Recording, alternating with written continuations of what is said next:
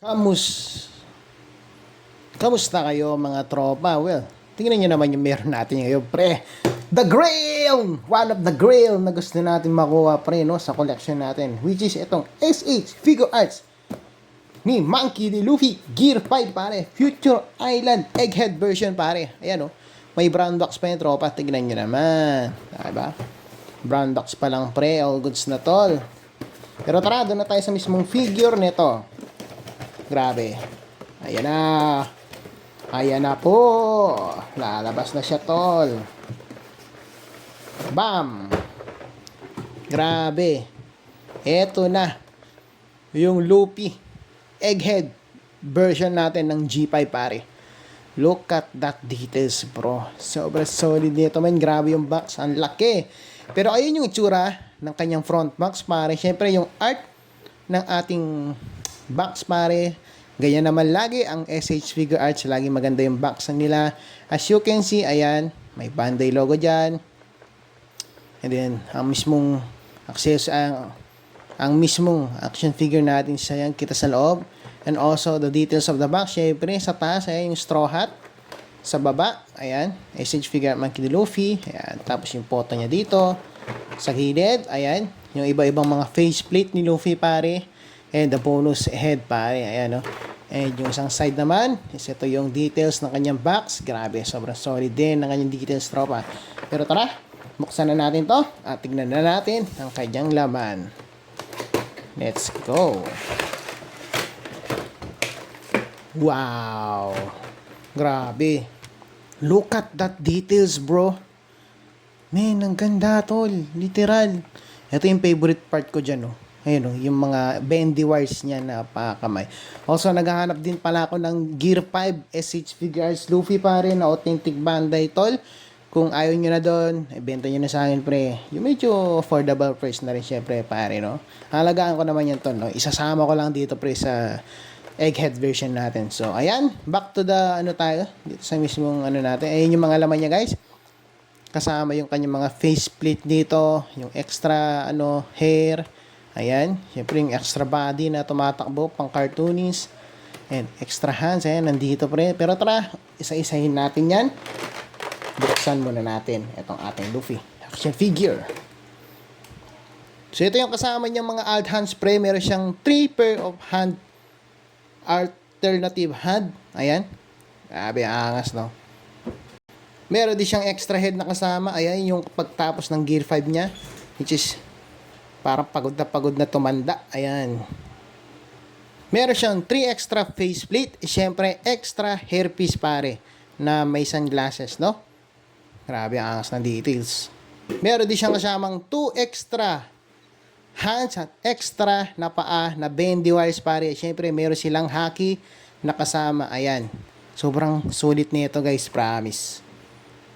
Last one, itong kasama niyang extra body, pare, no? Ayan niya, yung pang cartoonist. Ayan. Mapunta naman tayo dito sa mismong figure, pare. Tingnan muna natin ang kanyang details. Grabe. Tingnan niyo naman, par. Sobrang quality ng details ng Gear 5 na to, tol. As you can see, kahit ganyan nga lang i-display yan, okay na. Pero action figure to, pre. Siyempre, lalaroin natin to at gagawin. Sa likod naman, ito yung kanyang itsura, pare. Yung straw hat niya, ayan. Naangat din yan. As you can see, grabe, sobrang linis pa ng action figure na to na nabili natin, no? So, tara, punta na tayo sa pinaka-importanting part, tropa, sa kanyang articulation. Unahin na natin itong clouds niya, par. Ayan. Nagagalaw yan hanggang dyan sa baba. Pero ingat kayo kasi medyo fragile yan, no? Ayan yung articulation ng kanyang clouds, pare. At also, pwede mo yung tanggalin. Pero tayo, tatanggalin muna natin, pre, kasi baka para hindi masyadong makasagabal dito sa ating pag-articulate ng ating Luffy, par, no? Ayan. Tatabi muna natin yan at focus tayo dito sa mismong main figure. Dapat sana ginawa ni no? Meron silang extra upper body na walang butas dito. Para kahit wala yung clouds, okay pa rin siya tignan. Pero, well, tara, punta na tayo sa kanyang articulation, sa kanyang ulo. Ayan. Left to right, pare. Okay na okay. Smooth. Ayan. Naangat ba? Yes. Ang taas ng angat niya, tropa. Nabababa? Of course. Ayan. Sobrang ganda ng articulation niya to, as you can see that. Sa kamay naman niya, ayan, pwede siyang umangat ng ganyan, kataas. Also, ayan, katulad ng mga naunang Luffy pre, meron siyang ganyang joints. Ayan, naiikot ba? Sim, naiikot tropa. Both hands pare, okay naman. No? And, eto, dito na yung medyo tricky parts, no? Kasi ito par, bendy wires nga. So, dahil bendy wires pare, medyo mahirap yan, anuhin. Ayan. Pero as you can see, na ano naman, no? Nababa din naman. Ayan. Diba? Pero, again, ingat tayo sa pag-articulate dito, pre, kasi bendy wires yan.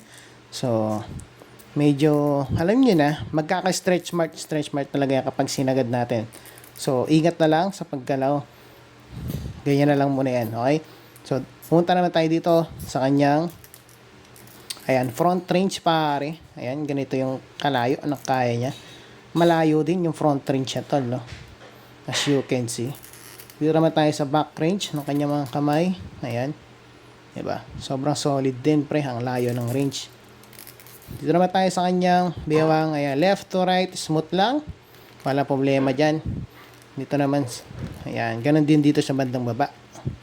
And also, ayan. Nagagalaw din tong kanyang cape. So, punta tayo sa kanyang ab crunch. Maganda ba ang ab crunch ng Luffy na to? Yes. It is, pare. It is. Ayan. Back. Okay din. No? Natutuwa ako sa itsura ni Luffy dito, guys. And also, ito yung pinakahihintay natin sa lahat ng Luffy. Sana, di ba? Sana lahat meron ganito. Yung Luffy natin, pre. Yung tie swivel, pare. Ito yung hinahanap ng mga collector, pare. No? Para sa mga Luffy. Action figure, par. Ito, tsaka yung ano, Marineford pa lang yung meron, no? Yung mga new release, ay yung mga old release, wala talaga. Pero ayan, punta tayo sa kanyang articulation, par. Luffy can go up like that, medyo minimal, no? Pero alam ko may tricks dyan. Hindi ko lang alam paano nila ginagawa yung tricks nila, no? Pero ayan, Luffy, hanggang dyan lang yung kaya niya. And also, dito sa patalikod, ayan. Nakaka-split ba? Yes. Tapos, dito na tayo, ayan. May galaw naman siya dito kagaya nun sa Romance Down, which is much better. And also, ayan, bendy wires din nung kanyang paa, pare. Which is nice and super, ano, ang ganda lang. Then, ayan. Ayan, naiikot din yung part na to. And also, yung kanyang paa dito, smooth naman. At wala pa lang ano dito si Luffy, no? Wala pala yung cut niya dito sa ilalim. So, wala siyang articulation sa toe. Tinanggal yata. Ayan. Pero ayan, all goods, pare. Ang ganda na. Pwede na rin yung kanyang articulation. Medyo nalimitahan lang tayo dito sa part na to, dito sa paa. Pero overall, pare, this Luffy is so worth it to buy, pre. Lalo na kung fan na fan ka talaga ni Luffy, tol.